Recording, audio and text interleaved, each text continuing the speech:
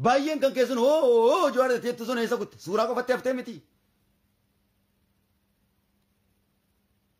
ऐसे भी राजी नहीं डाबरम सूरा नमो ओ जवार जवार जो सनी मिती बरम दुपी बकला जो मिती ऐसे जिरन नमी सुन बिरा फक्के सूफ गा फसी सकस जत्ता मले कब सोफी मिती कब साव गागाऊ फक्कस जत्ता मले कब साव ओडा मिती कब साव अंकुन छोर के सदा मिती बल्ले सोता मिती यक्कन कबन मिर्गा नमुम्माति दुbbatan nutis mootummaa shooror keessneeti miti maaltu arraba fi kanaan sige qabsoo karaa nagaa teegete maaltu lolattiin sige dhagaa darbachuuttiin sige qabsoon karaa nagaa akkas hin barbaadu seeruma addunyaa kam keessattu arrabaa hin barbaadu mootummaa wajjin dippiloomaasiidha barbaada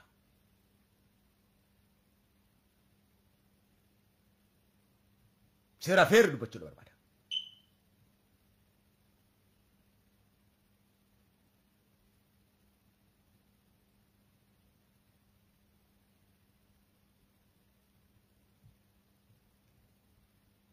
gaaf biyya bilisoomne jennee biyyatti galleessan hanga biitti of jaaraa jirtu hanga namni of jaaraa jiru hanga faannoonis kunis of jaaraa jiru nuti maal keessa makiinaa piip biyya keessa fukkaraa keessa turre akkanumatti gurraa mirqaana simannaa piip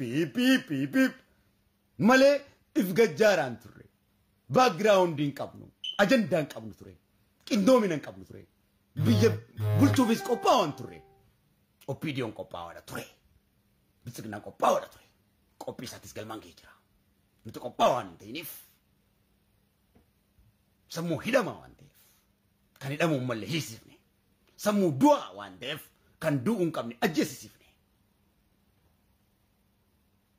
arrallee yakki keenya ta'uu nuuf hin galu koonsartii fi walaloo jalanaa fi gaabare dhiiga ijoolletti bakka godhuu dhiise kun makiinaa baay'ee godhate piip xayyaara gubba kora maal ja'an maal jettan alaabata akkachi tarriiftan maal jettan tokkummatti isin kadhatee isin dadhabe sabni dhaaba kamuu ta'e hoogganaa kamuu ta'e as baatee tokkoon kennu dubbatin kanallee hooggansa kanallee hoogganuu hin dandeenyeessin isa baddu baasaa gandaa fi kutaadhaan adda ciraa turtan hundi kee kunis kana jala fiiga kunis aqiidaa biraatiin kana jala fiiga kunis kana jala fiiga biyya of nyaachifte jechuu keenya warri gartee aqiidaa takka qabu akeeka tokko qabu dhukkeen irraa kaase mohamnee jirra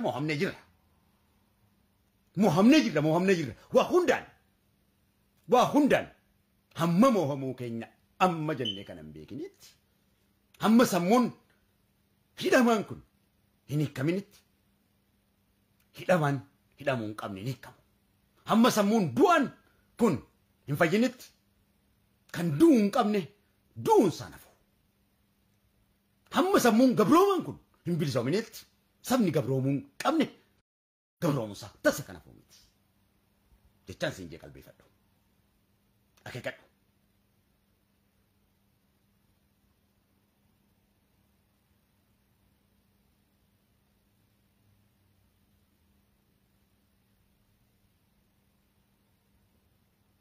achirraa yoo gabbaan kan isaan wareegee dhabamuudhaaf qophaa'eeti jira takka nafxanyatu wareega takka wayyannetu wareega halaala dhaabbateeti shuutu godhe sinaaparaan kanaaf maal qophoyteeti goohuudhaaf qophoyte huuwette akka aadaa keetti akka barteessanitti ibidda qabsiiftee dachiirraa ijoo harbitee gagagagag jechuu saniif qophoyte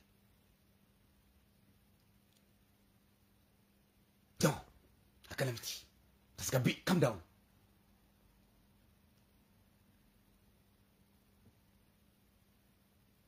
mirga kee tasgabbiidhaan dubbachuu dirqindaa'u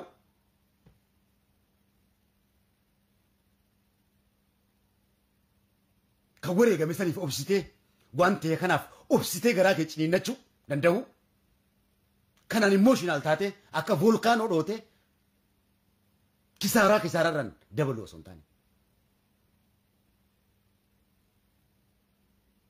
balaa gubbaadhaan dabaluu osoo hin taane kan ajjeefamee jira kan wareegamee jira kaayyoodhaaf hanga wareegametti kan hidhame bahuu kan hidhame kana garaa kee ciniinnattee waan san hunda obsitee yoo aarristi dhufellee qalbii tee gad deebiftee utaaluu dhiiftee jechuu kiyya akka ammaa duratti hoggaa jarri kun hiikamellee siifin dhaamarraa achi miidiyaa gubbaan dhufu tara suula kiyyaatiin gaggeessaan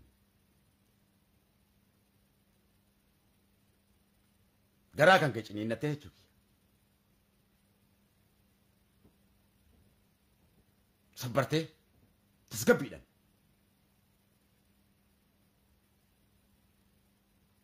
hoggaa baanis waan bira arrabsuu dhiiftee qabadhu mootummaan arrabsin hangaan koo qabtuun arrabsin hin dandeessu seera tokkolleen siif hin eeyyamu isaan san balleessuudha waan ta'eef kabajaadhaan gaafatta humna waan hin qabneef qabsaa'oo karaa nagaa waan taateef mirga tokkollee hin qabdu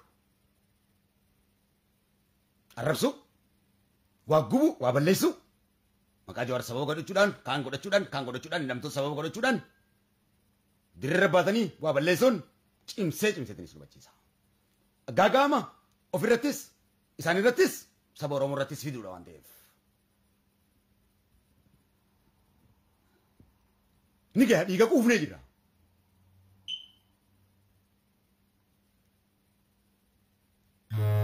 Tasgabbiidhaan naamusaan simattee adeemsa isaanii kaayuudha.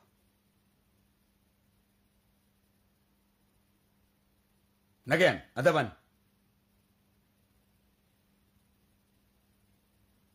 akkanatti namni wahitti baha. Yoo aarrisi dhufe of keessa deebitee of qabbaneessuu danda'utu sirrii jiraata. Qeeroo jechuun obsa qabaachuudha qaba. Qabsaa'aa jechuun obsa qabaachuudha qaba. Qabsaa'aa jechuun tartiiba qabaachuudha qaba. Balaa dhufuu fi kisaaraa dhufu bu'aa dhufus beekuu qaba. Duubas laaluu qaba. Hudduu duubas laaluu qaba. Yoo nan akkana godhe balaa akkamtu dhufa jee beekuu danda'uudha qaba. Hacaaluu miidiyaa gubbatti baafnee dubbisuun bu'aa uummata Oromootiif kan fidin qabu. Nuti of agarsiisaaf sangooni. Uummata Oromootiif garuu ba'aa guddaa wareegamni Hacaaluudha. Inninis duun wareegama guddaa balaa guddaa gadda guddaadha kan argamsiise. Riqicha osoo biran gahin waan utaalleef. Hayyoottan dhabuun lammadee gadda guddaati. Qabsoon hanqa ammatti waa meeqatti taa'ame guutuun qabrii keessatti. Maqaa isaa miidiyaa gubbaa lallabuu malee qeeroo kumaantama meeqa ka kufe dhiira meeqa ka kufe hunda daganne maqaa Hacaaluu qofa dubbachaa jirra jechuu keenya. Qabsaawaa meeqa quban qabnu jechuu keenya. Maqaa isaatiin dagatame. Maqaa isaa tokkichaa qofatu qabsaa miliyoona meeqa keessaa hundi ka'uu qabu kanatu ta'e. San booda hayyoottan tun hallayyatti seene qabsoon nuti qabsooneefis bu'aa meeqa hallayyaa bu'ee jechuu keenya. Qabsoo wareegama meeqaan finne jechuu keenya. Obboleessa. Kanatti eenyutu fide nuyi jarjara keenya wallaalumaa keenya eenyumtu keef dhagee. San gubbaan uummanni Oromoo tokkoon fayyadamne du'a isaatiin. Ijoollee meeqa tokko fe sababa Kadir tokkichaatiin miliyoonni kufuu qaba no an Kadir tokkichaan kufeetiin jira kalaas hayyee kunis ka bakka argate eenyu qeeroon kun maqaan isaanii yoon jeen qeeroon kana hangammatti lolanii kufan qabsaa'onni namaa seenaa fi maqaa qabaami maqaa namni tokkollee namni beeku hin jiru akkanumatti ilmaan Oromoo ganna qabuu malee. Buqqeedhaa miti barboo. Qabsoon akkanaa miti barboo. Kun barboo saba taphachuudha barboo. Diinni nuhi jechuu beekuudha barboo. Kanaaf wareegamni Hacaaluu.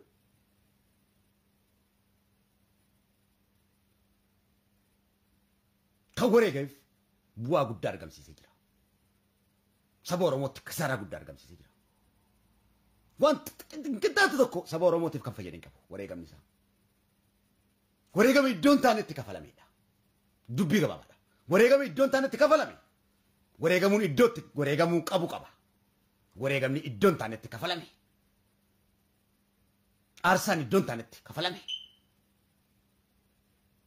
Sabaaf gaaga'ama guddaadha. Kaayyoofis gaaga'ama guddaadha. iddootti wareegamnuuf akkatti wareegamnu beekuu danda'u nurri yaata. Goone qabsoo inni ennee keenya. Yookaan qabsoo irraa gattee inni gabroomuun nurri yaata.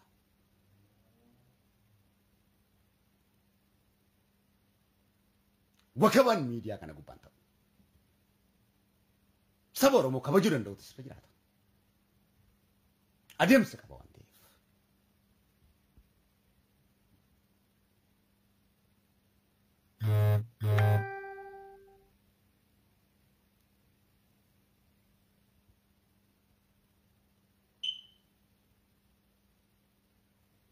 Matsaaf guddisuma baantu san hin beeytu. Quraana hin beeytu. Saayinsi hin beeytu. Gosa meeqatti sammuu keessanis hin laaliyan. Gosa meeqatti miidiyaa kana gubbaa. Fuuzoodha. Sammuun keessan hidhamaadha. Warra hidhame san caalaa isintu hidhamaadha. Sammuun hidhamaan gaa ammaas yoo ta'e kan hidhamuu hin qabne eeyyisisa. Akseptiif hin goone. Asumatti waa'ee artisti Sa'ad jala turtan. Sa'aadiitu hidhame wallorraa jechaa ture. Waan wallorraa kana ta'a jechaa ture. Asumatti Abdii Raggaasaa beekanii miidiyaan kun hundi garagale. Asumatti immaas kijiba jaanii dubbiin garagale. Shuuf akkatti sammuu teessanii taphatan laal. Akkamitti ajenda irraa akka gara isin galchan laal. Hamman takka duuba kanaa ofirraa hin beeytanii maal waa'ee qabsoo dubbattan. Meeshaadha waan taateef akka kubbatti sammuu keetti taphatamu.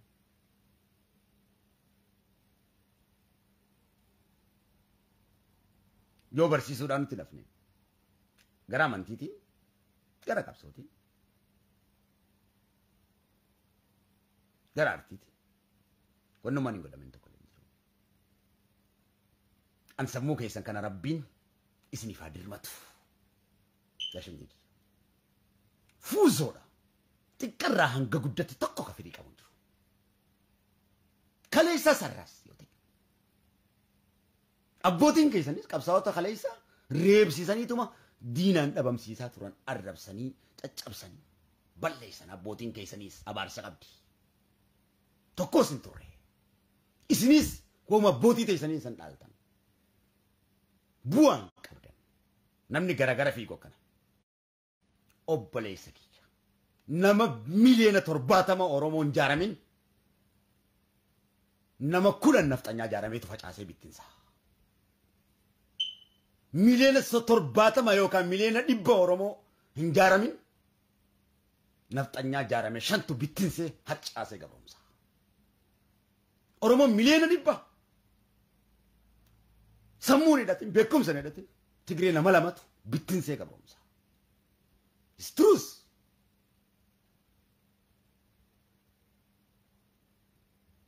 Akkuma dhaaba keessanii sammuu walii keessanii tokkummaa tokko ni kijibda. Sirba keetiin ni kijibda. Walaloo keetiin ni kijibda. Haasawa keetiin ni kijibda. Kaayyoo keetiin ni kijibda.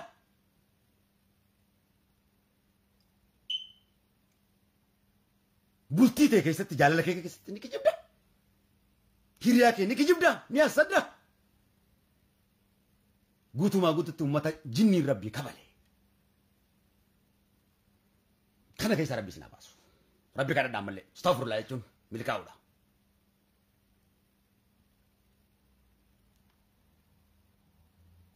Ifa.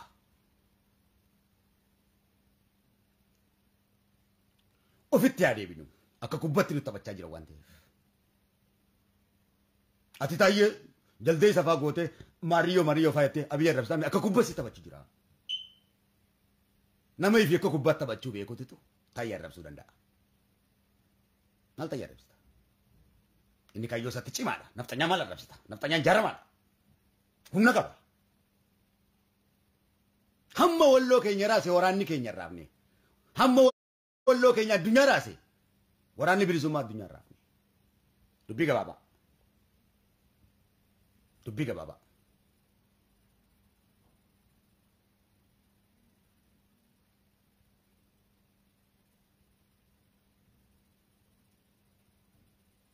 Dhugaan himii barbaade. Hamma walloo keenya dachiis raase addunyaa guutuu raase san waraanni bilisummaa Oromoo raase hin beeku. Dhiiraaf quudhi naan jette. Qabsoon maal fakkaatti naan jette.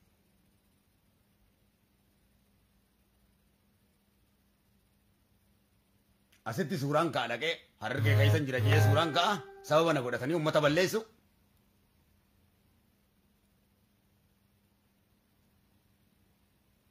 Wallagga keessan jira jaa dhaqee achitti balleessu an suuraa keetiin lafa sanirraa dhabama.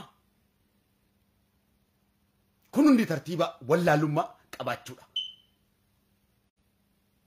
Booranaan jira suuraan achitti ka'a sabni qulqulluun hin dhuma. Baaleen jiran jaa dhaqeetiin suuraa ka'ee chirraa bada of agarsiisaaf jechuu keenya. Lolli dhaabbatan akka Tigireetti dura gatteenyee lollee sun tokkollee hin jiru. Ammallee of sobaa jirra. Tartiibaan qabu. Gatteenyee sirreessu bakka nan dubbadhu kanarraa kun sagalee uummata Oromoo bal'aati. Kana eenyumti nu mormuu dandeenye. Sagalee walabate kan uummata Oromoo bal'aati madaa uummata Oromooti fi qulqulluudha. Yaada uummata Oromoo hunda dhullaa uummata Oromooti kan hin dhodhoosaa jiru.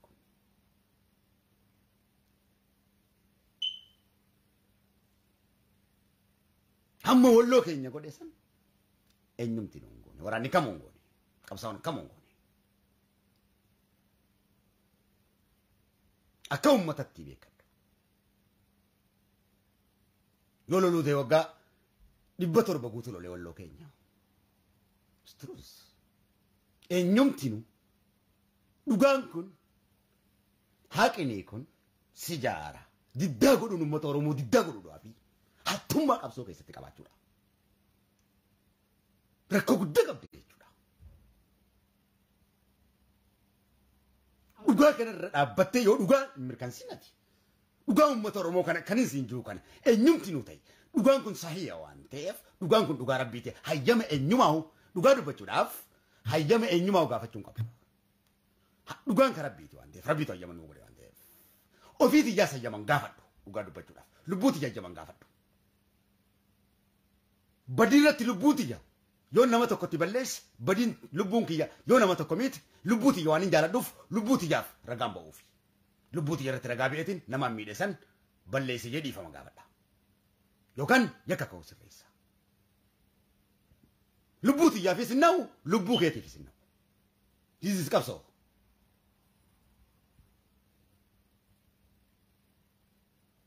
Jiisis qabsoo.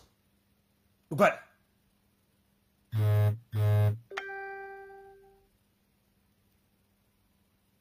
Akka seeratti suuraa iddoo tokkotti ka'anii iddoo jiran gufuu fi mallattoo iddoo jiran bishaan bira maal bira ka'anii miidiyaa irratti waraanni riphee lolaan tokko gadi lakkisu. Miseensa keettis gorfadhu. Seeruma qabsoo kam keessattu?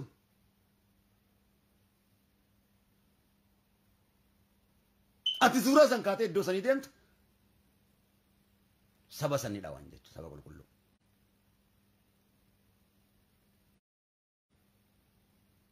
Eessa jira addunyaa kana gubbaa?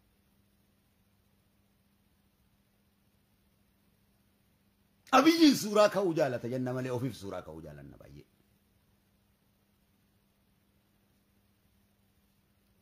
Dhugaadha. Dhugaadha. Kun dhugaadha. Yoo wabootee atis waboodha anis waboodha.